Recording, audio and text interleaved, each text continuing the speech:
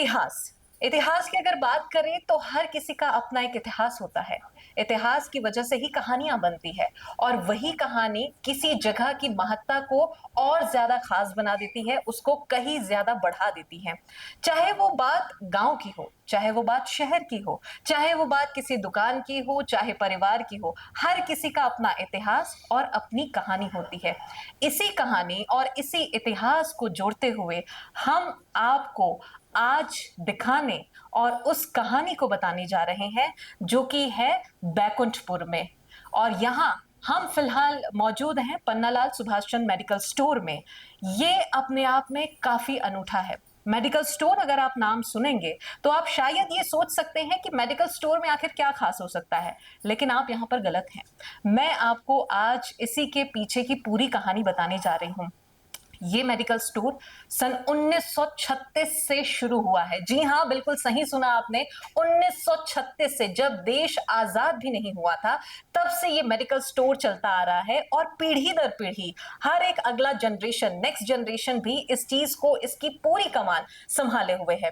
तो आइए आज इसी की कहानी हम उनकी जुबानी सुनेंगे जिन्होंने इसको आज तक संभाल रखा है, यानी कि इतिहास को, कहानियों को संजो कर रखा है। हमारे साथ में आज यहाँ पर जो शख्सियत मौजूद है, हम उनसे जानेंगे इसी मेडिकल स्टोर की पूरी पीछे की कहानी और वो अब तक कैसे चलती आ रही है। तो चलिए आज इन्हीं सब चीजों पर बात करने के लिए, जिनके नाम से ये मेडिकल स्टोर था, यानी कि पन्नालाल सुभाष चंद्र मेडिकल स्टोर, आज उनके बेटे ज्ञान प्रकाश गुप्ता जी हमारे साथ में मौजूद है। तो हम उनसे जानेंगे उन्हीं की जुबानी कि कैसी वो कहानी थी, कैसी वो यात्रा थी और कैसे वो सब कुछ उस दौर में हुआ जिस दौर में शायद ये सब कर पाना थोड़ा ज्यादा कठिन था। तो सबसे पहले तो बहुत स्वागत है आपका। और हम ये जानना चाहेंगे सबसे पहले कि आप उनके बेटे हैं। जी। आप अब तक उनकी विरासत को संभाले हुए हैं। जी। 1936 से मेडिकल दुकान की शुरुआत हुई है। 1936 वो दौर था जब देश आजाद भी नहीं हुआ था, यानी कि आजादी की लड़ाई जब ये देश लड़ रहा था और उसके पहले से ये मेडिकल दुकान की शुरुआत है। कैसे ये सोच आई, कैसे ये शुरू हुआ? शुरू क्या है, मतलब हमारे फादर जो थे जी वो हमारे राजा साहब से अच्छे उनका टर्म्स थे। जी उन्होंने उनको बुलाया, बसाया, जी। फिर उन्होंने आया, उनको फिर जगह दी गई। उनके बुलाने पर पहले क्या रहा था, राजू लोग के समय में उनको आना मतलब उनसे परमिशन लेना पड़ता था। तो हमारे फादर को पहले उन्होंने बुलाया, जो अपने साथ भी रखे, फिर उनको बोले कि आप क्या करना चाहते हैं। फिर उन्होंने बताया कि ऐसा ऐसा है। फिर पहले फिर मेडिकल के स्टोर पे बताया, फिर हमको, फिर वो हमारे फादर गए थे, पढ़ के आए थे, फिर वो मेडिकल स्टोर खोले। फिर उसके बाद तब उनका से ये तब शुरू हुआ। जी। और फिर तो चले राजा जी से संबंध बहुत अच्छे थे बहुत और अच्छे। उनसे रिश्ता बहुत अच्छा था, तो वहां से कुछ इस तरह से ये यात्रा शुरू हुई। जी जी। जी। क्या लगता है उस वक्त में जब 1936, जैसे कि अभी मैंने कहा भी कि वो बहुत कठिन दौर हुआ करता था, राजा जी से आपको ये सपोर्ट तो मिल गया एक तरीके से शुरुआत करने का, लेकिन किसी भी चीज को शुरुआत करना कठिन तो होता है, लेकिन जैसे तैसे वो चीज शुरू हो भी जाती है, लेकिन उस चीज को बनाए रखना भी उससे ज्यादा कठिन कई बार होता है। तो वो कैसे रहा, वो दौर आप कैसे याद करते हैं, कैसे देखते हैं? जैसे हमारे फादर जैसे बताया करते थे कि ऐसा ऐसा ऐसा होता रहा। हमको राजा साहब बहुत चाहते थे, मतलब मानते थे। फिर हमको बुलाए, फिर जैसे पूरा कहानी बताते थे। फिर हमने ये धंधा चालू किया। फिर हमको साथ वो अपने शिकार विकार में ले जाते रहे। फिर इसके बाद भी अपने मेडिकल स्टोर पर चलने के बाद, फिर वो खोलने के बाद, फिर वो चलते रहा। फिर तो राजा जी का पूरा साथ मिला? हाँ, उनका पूरा साथ मिला। फिर वो आए तो फिर अपने भाई लोग को, अपने बाबा लोग को, फिर सबको बुलाए, फिर बस आए यहाँ। जी। अक्सर ये देखा जाता है कि जो बेटा होता है, घर का बेटा, वो अपने पिताजी की विरासत को आगे बढ़ाता है, पिताजी के काम को लगातार आगे बढ़ाने का काम करता है। तो अभी जो मैंने देखा है, जाना है, जो महसूस किया है यहाँ पर आपसे मुलाकात करने के बाद, तो आपने भी अपने पिताजी की उस विरासत को आज तक संभाल कर रखा है। संभाले, हमारे फादर भी संभाले रहे थे जी। और उन्होंने भी बहुत, मतलब ऐसे दवाइयाँ वगैरह के लिए, कोई गरीब हो, हाँ। कोई दवाई लेने आता रहा, पैसा हो या ना हो, हाँ। वो ऐसे भी देते रहे। आज भी गांव में, मतलब कहीं भी चल दीजिए आप, जी, आप नाम बता दीजिएगा, जी, तो बता अच्छे से जान जाएंगे। जी। 1936 इसकी बात इसलिए हो रही है, वो दौर बार-बार इसलिए आ रहा है क्योंकि ये तब से उसकी नींव रखी गई थी। जी। उस दौर में जागरूकता उतनी ज़्यादा नहीं नहीं थी। थी। वर्तमान दौर में देखें तो हमको जब भी दवाई की ज़रूरत होती है, हम मेडिकल जाते हैं, दवाइयाँ ले लेते हैं, हमको दवाइयों के नाम भी ध्यान रहते हैं। लेकिन उस वक़्त दौर बिल्कुल अलग था। जी, लोग दवाइयाँ लेने से कहीं ज़्यादा आयुर्वेद, जड़ी-बूटी या फिर इलाज नहीं भी कराने पर ज़्यादा भरोसा रखते जी। थे। तो ऐसे में जागरूकता लाने का प्रयास या उस दौर की दवाई दुकान में लोगों का रुझान कैसा था? बहुत अच्छा रहा, मतलब उस समय तो क्या रहा, थोड़ा-सा मतलब गरीबीपन ज़्यादा रहा, जी। है ना? और उस समय क्या आयुर्वेद की ज़्यादा प्रक्रिया चलती रही हुँ। और दवाइयाँ बहुत, हाँ, एलोपैथी बहुत कम हाँ, था। हाँ। इससे फिर आयुर्वेदिक से चालू करते, फिर एलोपैथिक मिलाते हुए मतलब सब बढ़ाते गए फिर अच्छा। उसको। और पैसे की भी कई बार बहुत ज़्यादा तंगी हाँ, रहती थी पैसे। उस वक़्त में, बहुत ज़्यादा गरीबी हाँ, थी, लोग उतने सक्षम नहीं थे। तो तब वो दौर और फिर अगर कोई आपके दरवाज़े पर आए दवाई लेने के लिए, तो फिर वो कैसे होता था? फिर जैसे लेने आए, फादर जो बताते रहे कि भई ऐसी बात है, ये है, तो तकलीफ भी रहती थी कुछ दवाइयों की, तो अपने से दवाई भी दे देता, उनको आराम भी लग जाता था हुँ, और फिर वो भी अच्छा मतलब अपना महसूस करता रहा। हुँ। आपने अपने उम्र का कितना वक़्त अपने पिताजी के साथ में बिताया है? मैं कम से कम 20 साल समझ जाइए, 20 20 साल साल तक आप पिताजी के साथ में रहे जी, और उनके कामों को आपने देखा, देखा। समझा। जी, तो फिर इसके बाद आपको क्या ऐसा कभी लगा कि ये मेडिकल स्टोर क्यों, हम कुछ और भी काम कर सकते हैं? नहीं, ऐसा कुछ नहीं, अब इसी से जुड़े हैं तो इसी में ज़्यादा उसमें हुआ, जी, क्योंकि आपने वो दौर देखा है, दौड़ वो देखा। वक़्त देखा है जी, और अपने पिताजी की कहीं न कहीं वो कर्मठता जी, देखी जी, है, जी। जुझारूपन देखा है, जुझारूपन देखा। जिसकी वजह से आप लगातार करते जी, आए। जी। जी, तो उस 20 साल के दौर तक में जब आप अपने पिताजी के साथ में रहे, उनका हाथ आपने इस व्यापार में बटाया, जी। इस काम में बटाया, तो उस दौरान में क्या कुछ आपको सीखने को मिला और उनके जाने के बाद में फिर कितना फ़र्क आया?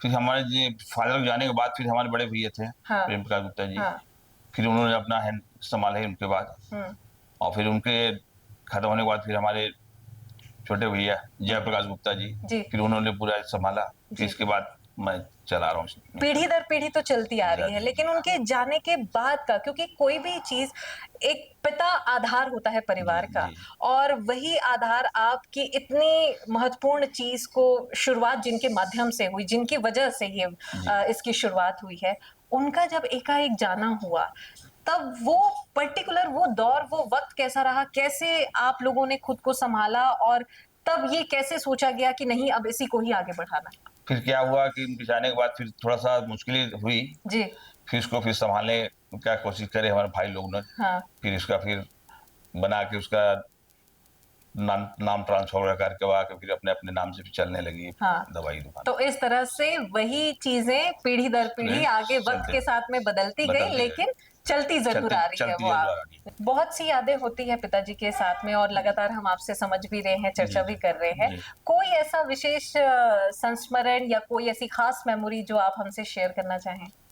शेर क्या मतलब ये है कि पिताजी जैसे कुछ समझ में नहीं आता रहा अपने को, जी। तो हम फादर से पूछते कि भई ये क्या लिखा है, क्या हाँ, दवाई है? हाँ, हाँ, तो उन्होंने बताता कि ये दवाई है, इसको देना है, हाँ। फिर इस करके हमने दे दिए थे। हाँ, तो देखिए उम्र चाहे जो भी हो, लेकिन एक पिताजी का जो फ़र्ज़ होता है और एक जो बेटा होता है, वो कहीं न कहीं हर कोई उम्र में वो छोटा ही होता है और बाप, बाप ही होता है जो बात हमेशा कही जाती है। तो ये इसी तरह की थी कि 20 साल तक आपने उनके साथ में पूरा एक लंबा वक़्त बिताया है, लेकिन उसके बावजूद अगर कहीं पर कोई उलझन होती थी या कोई चीज़ नहीं समझ में आती थी, तो सबसे पहले पिताजी ही याद आते पिताजी थे याद आते और समस्या का समाधान पिताजी के ही पिताजी का पास जी, होता जी, था। जी। तो चलिए ज्ञान प्रकाश जी बहुत शुक्रिया आपका हमारे थैंक साथ यू, में जुड़ने के लिए थैंक यू, और धन्यवाद। इतनी बड़ी विरासत को आप आज तक सँभालते आ रहे हैं, ये जी, वाक़ई जी। काबिल-ए-तारीफ़ है। जी, जी। तो इसके लिए जनधारा परिवार आपके लिए आभारी भी है। तो बहुत धन्यवाद। धन्यवाद हमारे जी, साथ में जुड़ने के लिए। थैंक यू, जी। धन्यवाद। एक मेडिकल स्टोर शहर में और वो संचालित हो रहा है 1936 से। वो दौर जब शहर, गाँव और देश आज़ाद नहीं हुआ था। ये तब की कहानी है और ये अब उसी मेडिकल स्टोर की विरासत को और कमान को सँभालते हर जनरेशन लगातार यहाँ पर आते जा रहा है। अभी फ़िलहाल अभी आप देख पा रहे होंगे कि अभी जितनी बातचीत हो रही थी, वो किसी और शख्सियत के साथ हो रही थी और अब हमारे साथ में एक नया चेहरा है, एक नई जनरेशन है, एक नई पीढ़ी है। तो सबसे पहले नवीन गुप्ता जी बहुत स्वागत है आपका। नमस्ते। नवीन जी, जिनको इस जगह में और शहर में रिंकू भैया के नाम से जाना जाता है कि चाहे कोई भी समस्या हो, समाधान रिंकू भैया के पास में मिलेगा। तो रिंकू जी, सबसे पहले आपसे ये जानना चाहेंगे कि ज्ञान प्रकाश जी से हमने पूरी कहानी सुनी है कि वो दौर कैसा था, कैसे शुरू हुआ, क्या कुछ हुआ। आप अभी के दौर के हैं। जनरेशन के साथ, पीढ़ी के साथ, समय के साथ हर कुछ बदलता है। बहुत सी चीजें बदलती है। आधुनिकता अब काफी ज्यादा आ गई है। ऐसे में आप तब के दौर को और अब के दौर को कैसे देखते हैं? अब तो एकदम नए दौर में हो गया है सब। किसी चीज़ की वो दिक्कत नहीं है, लेकिन आज बहुत अच्छा है। मेडिकल लाइन में हम लोग अच्छे हैं। और भी जो भी लोग आते हैं, डॉक्टर्स लोग से पूछना है यहाँ कहाँ दिखाना है, उसको मैं यहाँ चल दो, इस डॉक्टर को बोल देते हैं। अंबिकापुर, रायपुर, नागपुर, मुंबई सब डॉक्टर से परिचित है। सब जगह हम भेजते हैं यानी। जी। आपको पहले की कितनी चीजें याद है और उस चीज को अब, क्योंकि कोई भी चीज की जब हम शुरुआत करते हैं तो शुरुआत तो काफी पहले से हो चुकी है, लेकिन उसको अभी के टाइम में, क्योंकि बोलते हैं जिसको हम आम बोलचाल की भाषा में ओल्ड स्कूल पैटर्न बोलते हैं, तो आपका जो मेडिकल स्टोर था वो काफी पहले से चलता आ रहा था, फिर आप अभी के हैं, तो तब में और अब में कैसे आपने चेंजेस लाया, बदलाव कैसे आपने लाया और उसको कैसे एक्सेप्ट किया, और अब आप उसको बाजार में और लोगों के सामने कैसे पेश कर रहे हैं? अब देखिए, देखते देखते जैसे नया युग आ गया है, हाँ। उस टाइप से अब हम लोग भी सब उस टाइप का दवाई और सब का डॉक्टर से सब करके आगे वो करते हैं।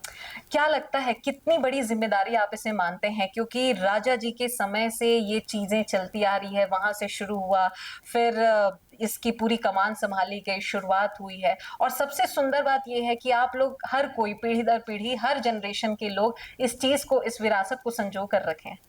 अब देखिए, जैसे हम लोग रात सवेरे 8 बजे से लेकर रात 10 बजे तक दुकान में रहते हैं। हाँ। इसके बाद भी हम लोग, जैसे कॉल आ गया रात में 12 बजे, 1 बजे, 2 बजे रात में, 4 बजे रात में कि ऐसा ऐसा प्रॉब्लम हो गया है, तो दवाई रात में भी देते हैं सबको। इतनी पुरानी ये दुकान है। बैकुंठपुर ये जो जगह है ये बहुत ज्यादा बड़ा नहीं है, छोटा ही है, लेकिन जगह चाहे छोटी हो या बड़ी हो, वो कितनी पुरानी है ये इंपॉर्टेंट होती है, जिससे लोगों का फेथ और ट्रस्ट डेवलप होता है, विश्वास लोगों का बनता है। तो ऐसे में इस जगह पे और आपके मेडिकल दुकान में लोगों का कितना विश्वास है? विश्वास इतना है कि उसके लिए कोई बोले नहीं जा सकता। हाँ, यानी क्योंकि तब से इतना चीजें तब चलती से आ आ रहा है रही बस। है। यानी बिल्कुल। नाम हमारे दादाजी के नाम पन्ना लाल के ही नाम से यानी सब लोग यानी जानते हैं। हाँ। और उसी के चलते हम लोग आज आगे बढ़ते जा रहे हैं। जी। ज्ञान प्रकाश जी से जब मेरी बात हो रही थी और तब हमने उनसे जाना कि जब ये मेडिकल स्टोर की शुरुआत हुई तो तब लोग इतने जागरूक नहीं थे, अवेयर नहीं थे, और दवाइयों को लेके गरीबी भी थी, पैसे की भी तंगी होती थी।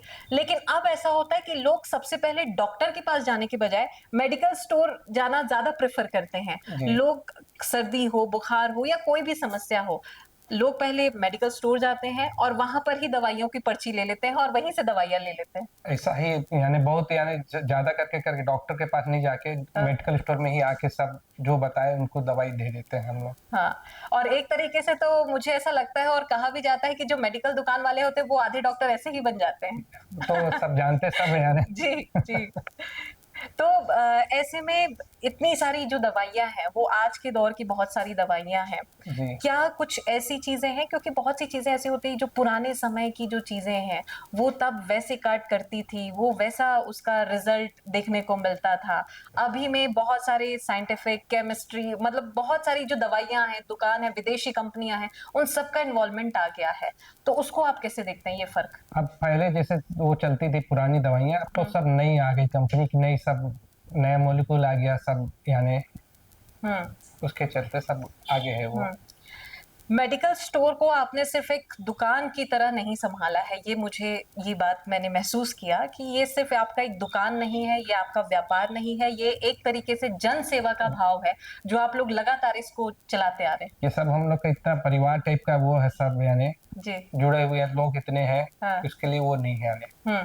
कुछ खास विशेष स्मरण या कोई ऐसी खास मेमोरी जो आप हमसे शेयर करना चाहें? ऐसा कुछ नहीं है जी। कुछ पुराने दौर की बात कुछ आपको याद है? नहीं, बस हम लोग यही दादाजी हम लोग यही सब बताते थे यानी, हमारे बाबा जी पन्ना लाल जी दद्दा कि ऐसा सब वो है। हम लोग उनको सब दादाजी बोलते थे। दादाजी यानी। जी। तुम लोग तो गाड़ी से जाते हो, हम तो साइकिल से मनेनगढ़ जाते थे, दवाई लेके आते रहे। हाँ। तुम लोग इस दौर में गाड़ी से सब जाते हो, ये सब बोलता बताते थे।